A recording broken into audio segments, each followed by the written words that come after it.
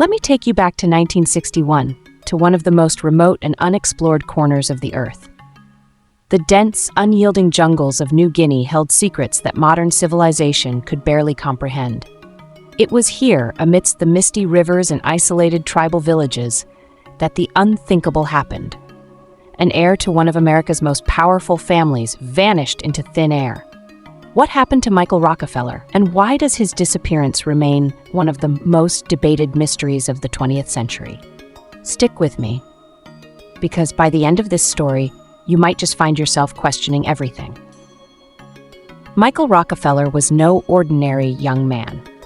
Born on May 18, 1938, he was the son of Nelson Rockefeller, a man destined to become a four-term governor of New York and later the vice president of the United States. His grandfather was the legendary oil tycoon John D. Rockefeller.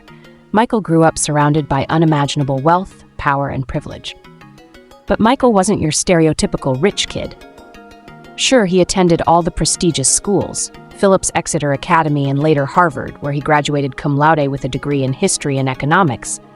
But he was restless. He wasn't content to sit on his family's mountain of wealth or follow in the footsteps of the Rockefellers before him. Michael wanted adventure, and he found it. In 1960, Michael joined a Harvard anthropological expedition to study the Dani tribe in New Guinea, documenting their unique customs.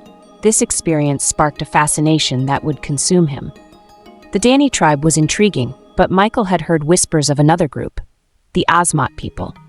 The Asmat weren't just any indigenous tribe. They were artists, creating intricate wood carvings of startling beauty, but they were also warriors, headhunters, and practitioners of ritualistic cannibalism. To Michael, the Asmat represented an untouched world, a culture entirely different from his own. He was determined to know them and to share their art with the world. In late 1961, Michael returned to New Guinea with a single goal: to immerse himself in the world of the Asmat. He wanted to document their traditions, their art, their way of life, before it was lost to the creeping influence of the modern world. But the journey would take him into dangerous, uncharted waters, both literally and metaphorically. On November 17, 1961, Michael and Dutch anthropologist René Wassing embarked on an expedition along the coast of the Asmat region in a 40-foot dugout canoe. Accompanying them were two local guides. The waters they traveled were treacherous, and fate was about to intervene in the most dramatic way possible. Their canoe capsized in rough seas, leaving Michael, René, and the two guides clinging to the overturned vessel, miles from the nearest shore. After hours adrift, the guides swam for help, leaving Michael and René alone. They floated through the night, hungry, thirsty, and increasingly desperate. And then, Michael made a fateful decision. "I think I can make it," he told René, lashing together a makeshift raft of empty fuel cans. With that, he slipped into the water and began paddling toward the distant shore. That was the last time anyone saw Michael Rockefeller alive. When news broke that Michael was missing, it sparked one of the most exhaustive search efforts in history. Dutch and American authorities launched aerial and naval missions. They scoured the coastline and questioned local tribes. But days turned into weeks and weeks into months. Not a single shred of evidence was found. The official narrative was grim but simple. Michael had drowned. Perhaps the currents had carried him out to sea, or maybe he'd been devoured by sharks. His family accepted this explanation, or at least they said they did publicly.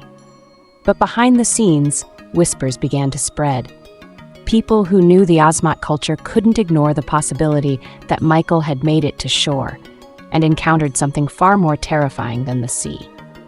The Asmat were a fiercely independent people. Their rituals included headhunting and cannibalism, practices tied deeply to their spiritual beliefs. In their eyes, taking a life and consuming the body was a way to honor the dead and gain their power. According to some sources, Michael may have unwittingly stumbled into a violent tribal conflict or been seen as a symbol of colonial oppression. Author Carl Hoffman, in his book Savage Harvest, unearthed chilling testimonies suggesting that Michael reached the shore alive, but was killed and eaten in a ritualistic act of revenge. Hoffman's evidence included stories from Asmat villagers who described in eerie detail the killing of a white outsider. He even uncovered photographs and oral histories that aligned disturbingly well with Michael's timeline. But here's the twist. If this is true, it would have been covered up by both the Dutch authorities and the Rockefeller family, keen to avoid a scandal. Initially, the official narrative suggested he drowned during the grueling swim, but whispers of a darker truth soon emerged.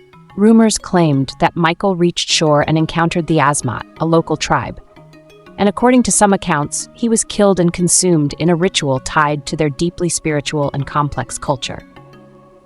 To the Asmat, Michael wasn't a Rockefeller or a figure of global significance. He was simply a man, powerless and vulnerable in their world. His tragic fate, as theorized by author Carl Hoffman, may have been less about malice and more about a collision of cultures.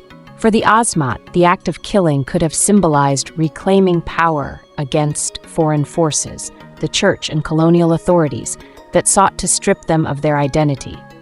What Michael couldn't have known as he swam toward what he thought was salvation was that this journey into the unknown would not only cost him his life, but also enshrine him in history as the subject of speculation, fascination, and unresolved mystery. So what really happened to Michael Rockefeller? Did he drown, lost to the unforgiving waves? Or did he survive, only to meet a far darker fate at the hands of the Asmat? The truth remains elusive, buried somewhere in the jungles of New Guinea or at the bottom of the sea. Michael's disappearance remains one of the most enduring mysteries of the 20th century, a story that fascinates and horrifies in equal measure. His legacy lives on, not just in the art he sought to preserve, but in the chilling questions his fate continues to raise. And here's the question I leave you with. If you were in Michael Rockefeller's shoes, would you have taken that chance and swum for shore? Or would you have stayed, hoping for rescue, knowing that rescue might never come? Thank you so much for watching. Please subscribe for more mysterious true stories like this one, true crime cases, and much more. Until next time, please stay safe out there, and as always, stay curious.